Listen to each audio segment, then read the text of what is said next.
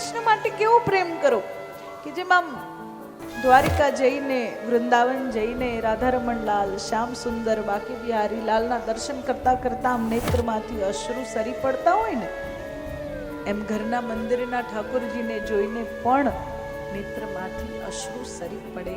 પેલી તો પછી સ્થાનનું મહત્વ છે.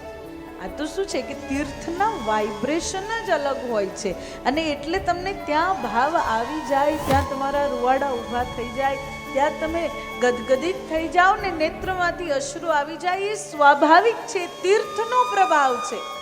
પરંતુ તમારી ભક્તિનો પ્રભાવ, તમારી ભક્તિનું પ્રમાણ, કે તમે શ્યામ સુંદરને અતૂટ પ્રેમ કરો છો, એનું પ્રમાણ શું છે? તો ઘરના લાલાને આમ રોજ સવારે સ્નાન કરાવતા કરાવતા આમ નેત્રમાંથી અશ્રુ વહી પડે. આમ સરસ મજાના બદામના તેલથી આમ લાલાની મસાજ કરતા હોય, અને ત્યારે એવો ભાવ થાય કે લાલા બરોબર ઘસી નહીં નાખવા, એમને મૂર્તિ જ છે એમ કરીને નહીં, મારા પ્રિય છે, મારા લાલા છે. એમને જોઈને એમના સાથે વાત કરવાનું મન થાય. દુઃખ, હૃદયમાં દુઃખ, કોને નથી દુઃખ આવે ત્યારે એમ થાય કે હું પહેલા મારા કાના પાસે જાઉં. સફળતા આવે, સુખ આવે તો એમ થાય કે પહેલા સમાચાર મારા શ્યામ સુંદરને આપો. તો એ તમારો પ્રેમ છે, એ ભક્તિ